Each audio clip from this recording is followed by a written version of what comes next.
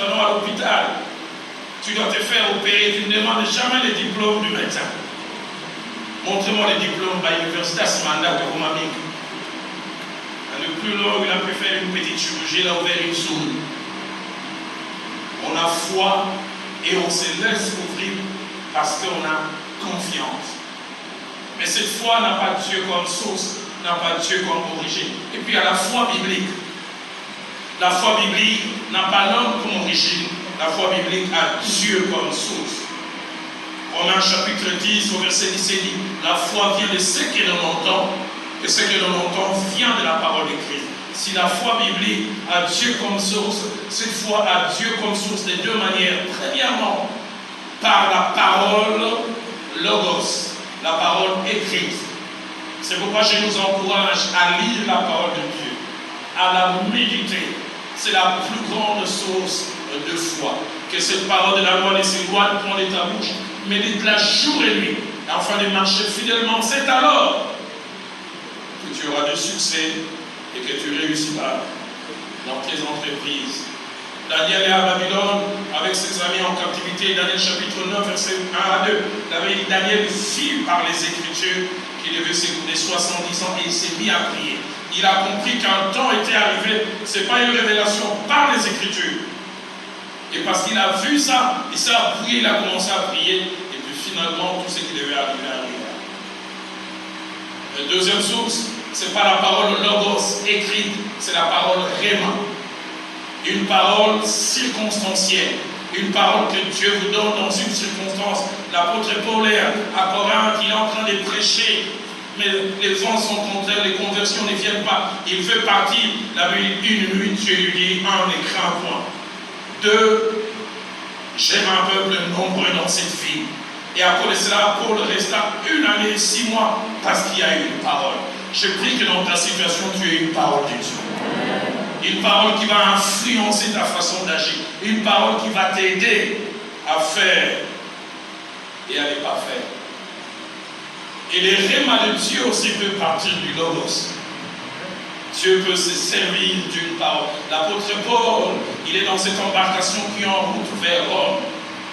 Et j'aime la sincérité de Luc qui est avec dans la même embarcation.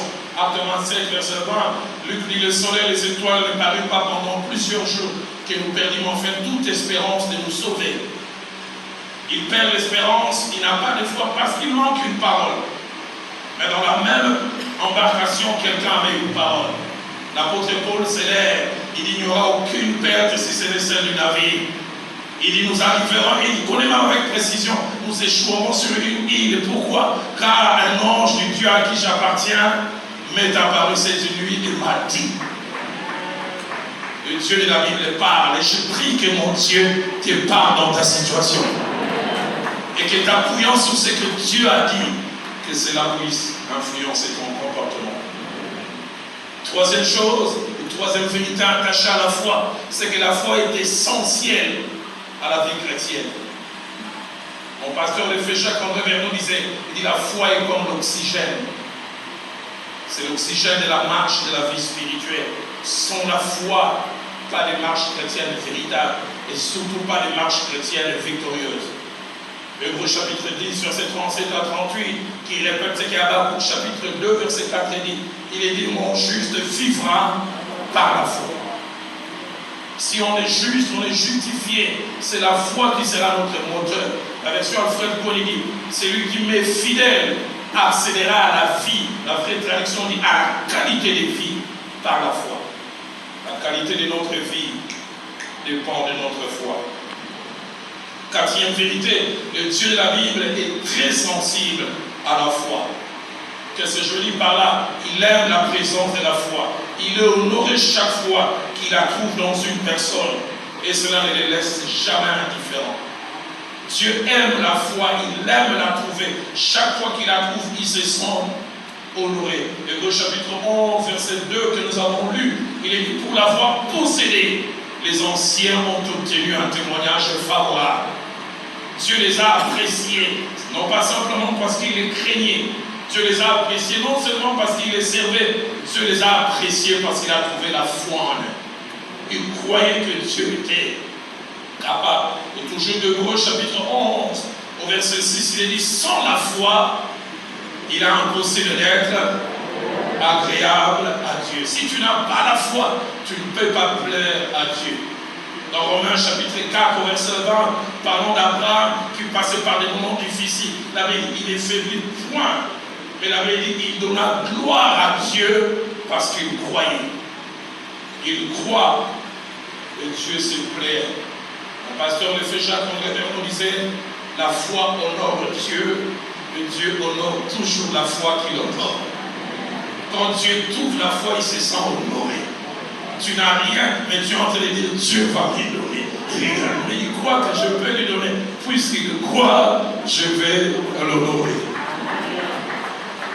Cinquième vérité attachée à la foi, c'est que la vraie foi, tout en étant une réalité immatérielle, n'est jamais cachée.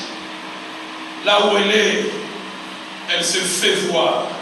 Elle se fait voir en parole, elle se fait voir en attitude, elle se fait voir en comportement.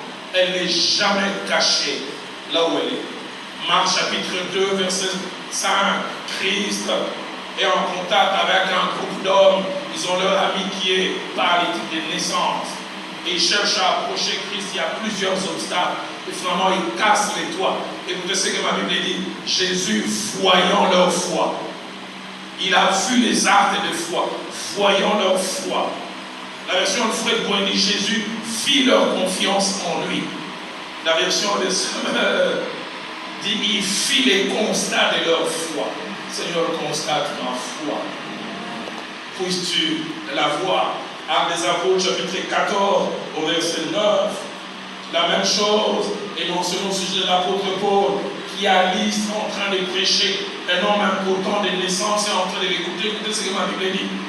Cet homme écoutait attentivement Paul, et Paul, fixant les regards sur lui, oh, j'aime la fin, voyant qu'il avait la foi pour être guéri. Elle est toujours visible, et elle s'accompagne des paroles, des actes, elle s'accompagne aussi d'un comportement.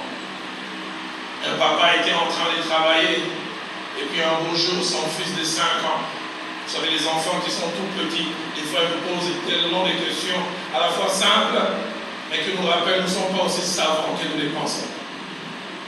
L'enfant vient poser la question à son papa, papa, la foi c'est quoi? Vous savez, un enfant de 5 ans ne va pas dire, la foi en grec, ça veut dire décomaille. La foi en grec, ça veut dire lambano. Le papa est resté, il dit, fils, je t'expliquerai un jour.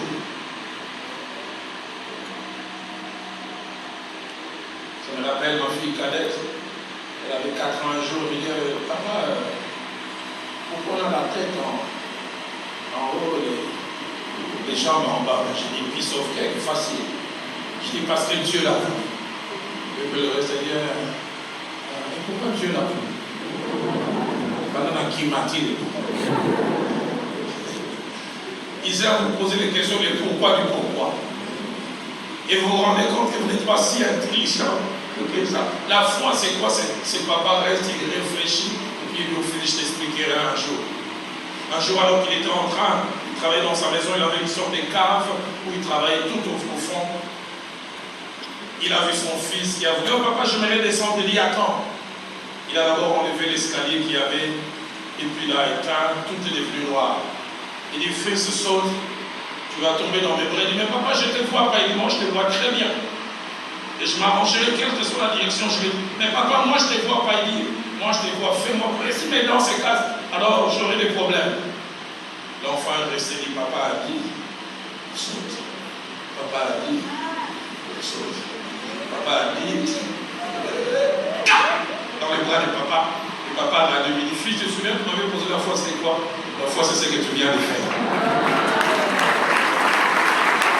Tu as fait confiance à ma parole, tu as agi.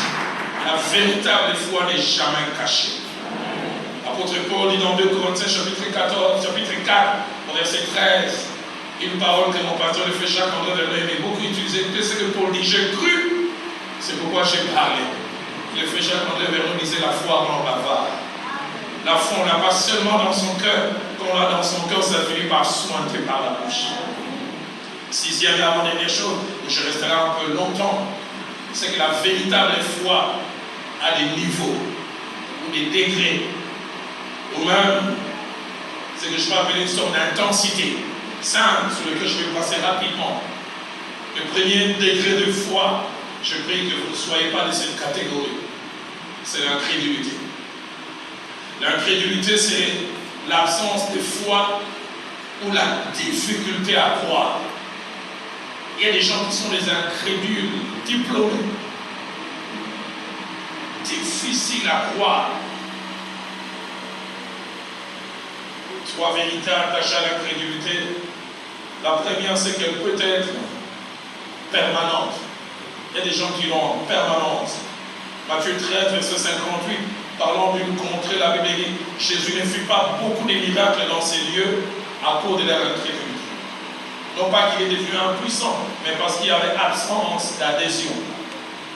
Mais deuxièmement, il peut y avoir une incrédulité momentanée, due à la gravité d'une situation que l'on vit, due à plusieurs choses. Dans Matthieu chapitre 16, au verset 14, la Bible dit, Jésus reprocha à vos disciples leur incrédulité et la dureté de leur cœur. Jean chapitre 20, verset 25, nous parle d'un homme. Allez, chaque fois que l'on parle des apôtres, il est l'exemple de l'incrédulité. Thomas, Jésus est ressuscité, les gens disent, on l'a vu, il dit jamais. Jamais, s'il était trouvé, il dit Jacoco, Jaja. Pourquoi il avait vu pendu sur le bois? Il avait vu être enlevé sans vie. Il est difficile à associer la dernière image qu'il avait avec la résurrection. Il dit, je croirais si je le vois moi-même, et ça s'arrête pas là. Il faut que nous ça vivement. Nous avons ça. Incrédulité momentanée. Aide-moi à dire à ton voisin, moi je suis incrédule ni permanent ni momentané, mais toi je ne sais pas.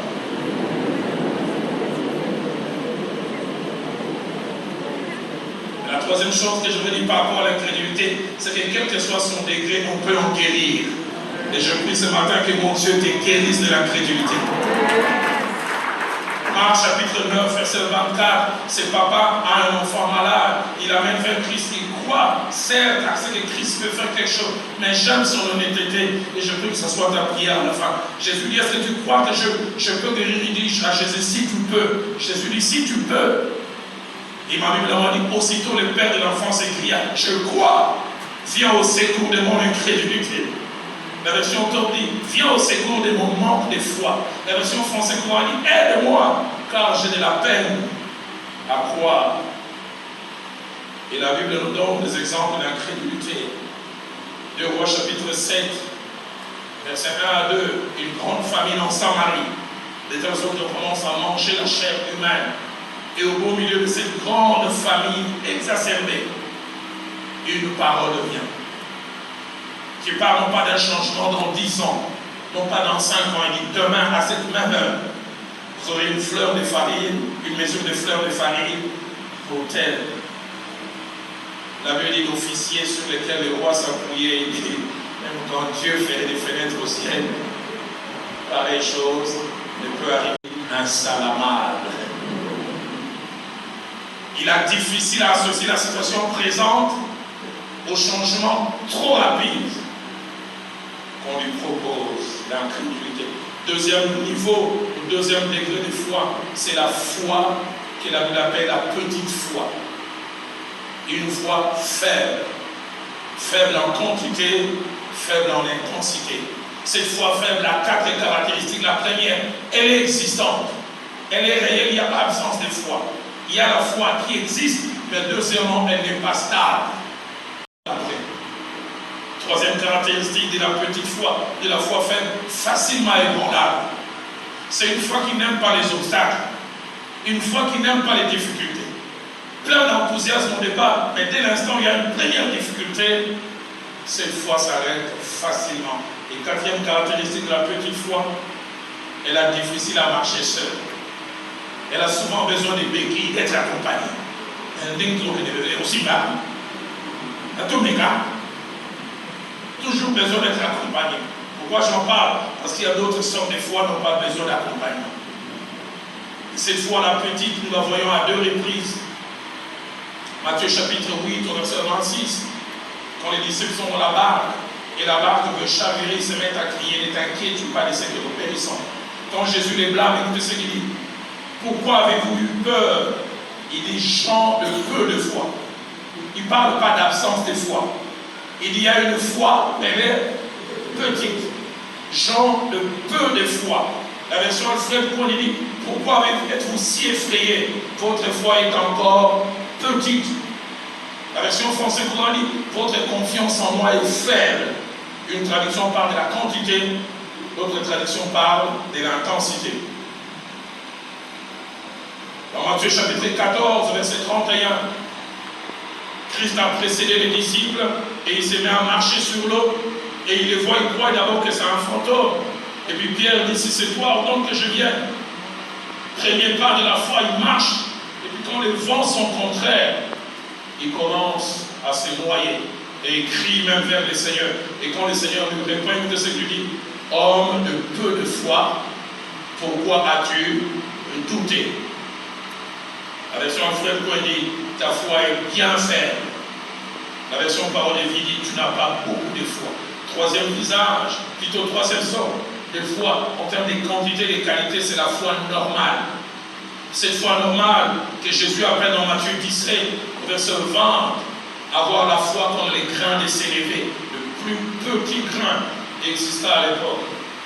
Et cette foi normale a trois caractéristiques, la foi comme les grains de sénévé. Premièrement, c'est la foi la plus répandue. Les prédicateurs l'ont, les enfants de Dieu l'ont. Mais deuxièmement, cette foi, même Jésus l'encourage. Car parce qu'il dit, si vous avez la foi comme les grains de sénévé, faites dire à cette montagne, ôte-toi de là, jette-toi dans la mer. Et troisièmement, cette foi, comme les grains de sénévé, peut déjà beaucoup accomplir. Quatrième visage attaché à la foi, c'est la grande foi. La grande foi. La foi, mais associée à un quantitatif. Et la grande foi a 5 caractéristiques. Première caractéristique, elle est mentionnée dans la Bible 2 fois de manière claire, mais de 2 fois elle est mentionnée dans la Bible étrange. C'est attaché aux personnes qui n'ont rien à voir avec Israël. Premièrement, c'est attaché à la femme appelée la femme syrophénicienne. Cette femme qui avait un enfant malade, Matthieu chapitre 15, verset 28, elle vient se présenter à Christ pour supplier Christ d'intervenir pour son enfant malade. Christ est silencieux, il ne répond pas. Deuxièmement, Christ lui montre qu'elle n'est pas éligible pour ce qu'elle demande. Je suis venu pour les brebis perdues d'Israël, mais rien ne l'arrête.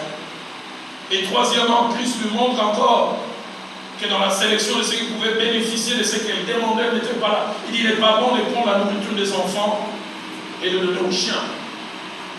Et c'est là où se voit la foi de cette femme.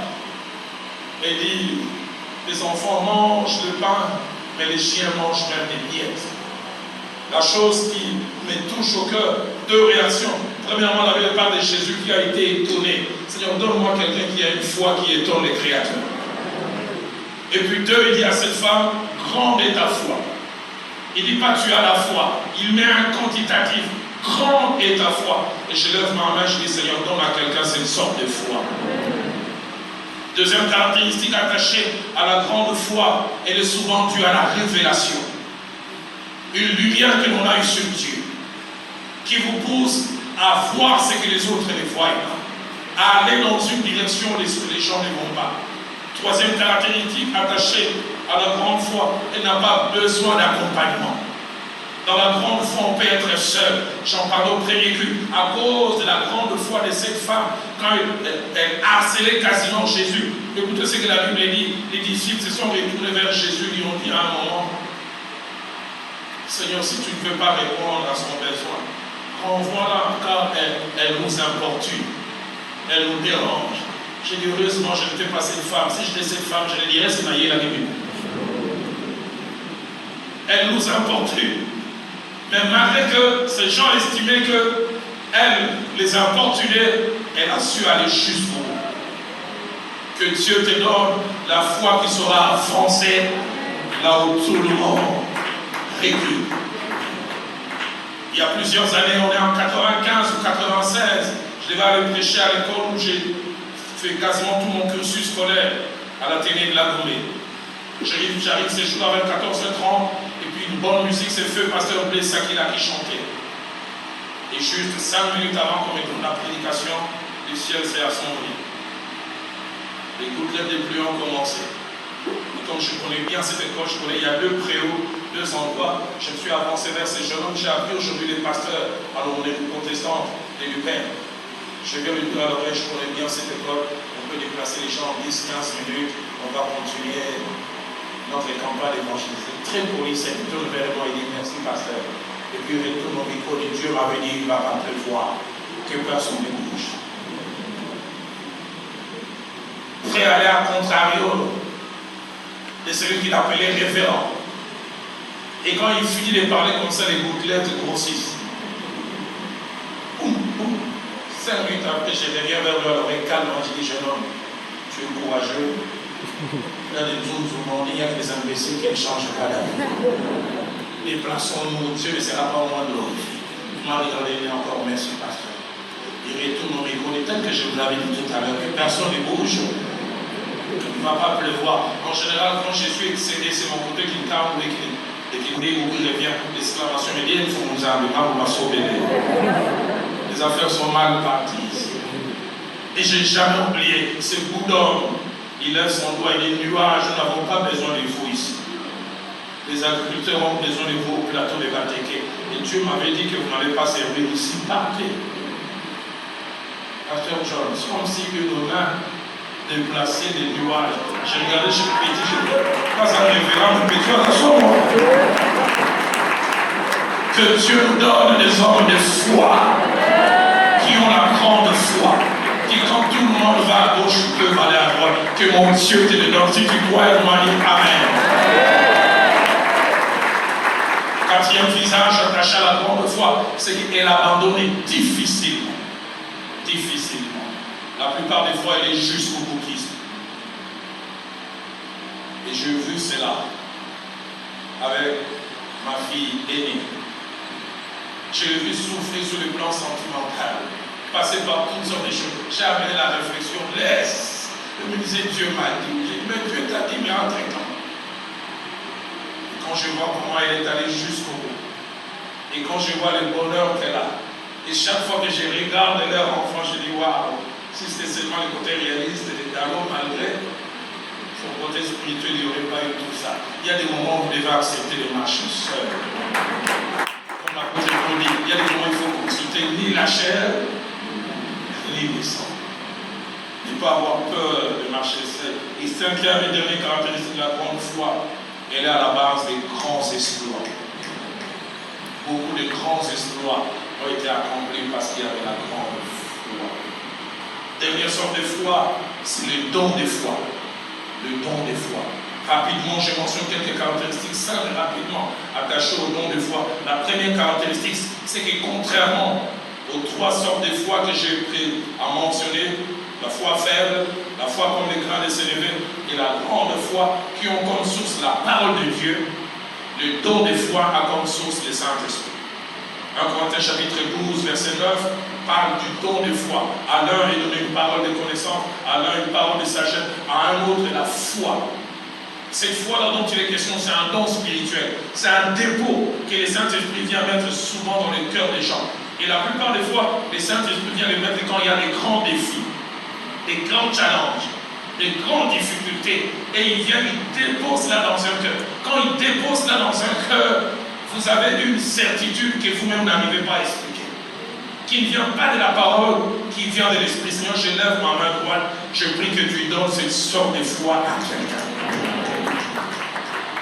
Deuxième caractéristique attachée au don de foi, c'est qu'il influence notre regard et notre langage.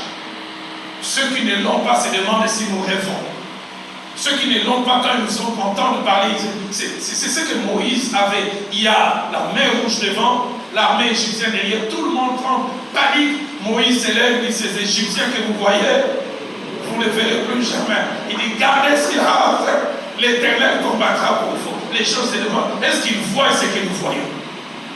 Je prie que mon Dieu te donne cela.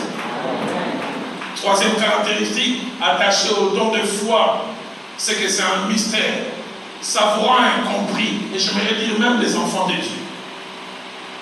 même de ceux qui prétendent être enfants de Dieu. La seule chose, c'est que vous avez ces défauts, ces dépôts, et eux ne l'ont pas. Ils ne vous comprennent pas.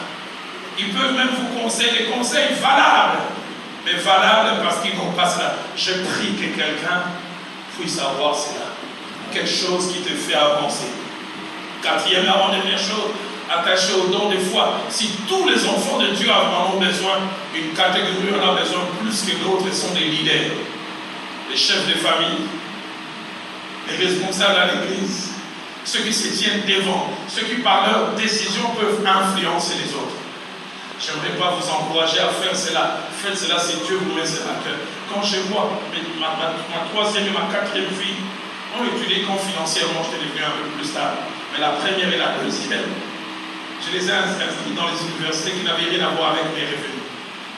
Je me souviens, la première, je n'avais même pas les 1/10 du Minerval, je l'ai inscrit. Elle m'a dit, papa, la rentrée c'est dans une semaine. Je voulais non seulement partir, mais maman aussi va partir, m'accompagner. Et Viviane insistait, Roland, ma première fille, je dois l'accompagner. Je dis, mais il n'y a pas dans les côtés. Je vois, c'est pas un problème, il y aura un problème. Et je me lève comme ça, je dis, vous voyagerez vous deux. Et quand j'ai fini de parler, je rentre dans la chambre, une petite voix de route, mais quand j'ai vu comment tu as pourvu, je prie que Dieu le donne des leaders. Et les cinquième et dernière caractéristique attachée au don de foi, c'est qu'elle est à la base des grands espoirs. Septième et dernière vérité, avant que je touche les 4 visages de ces jeunes gens. Septième vérité très importante, et nous en ferons le sujet de prière tout à l'heure, c'est que l'on peut grandir dans la foi. Quels que soient les degrés que vous avez, incrédulité, petite foi, foi normale ou grande foi, on peut grandir. Je prie qu'au minimum vous ayez la grande foi, et pourquoi pas les dons de foi. Dans Luc chapitre 17 au verset 5, les disciples échangent avec Jésus. Quand ils finissent d'échanger avec Jésus, écoutez la requête plus du fort, augmente notre foi.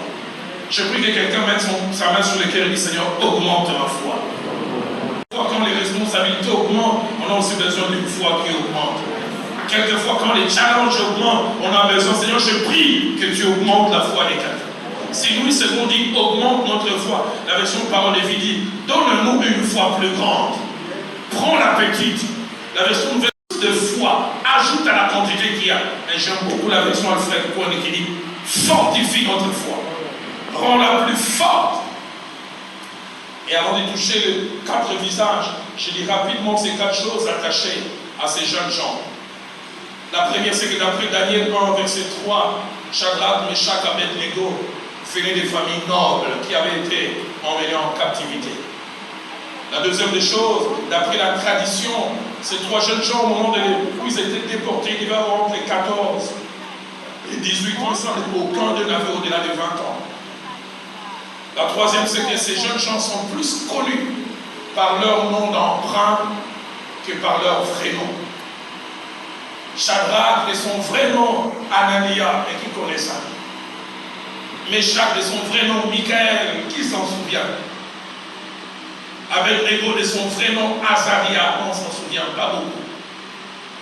La quatrième et dernière chose, c'est que la scène de Daniel 3, d'où nous allons tirer toutes ces leçons, se passe au 6e siècle, 593 au moment 3 avant Jésus-Christ, c'est-à-dire 4 à 5 ans après l'exil.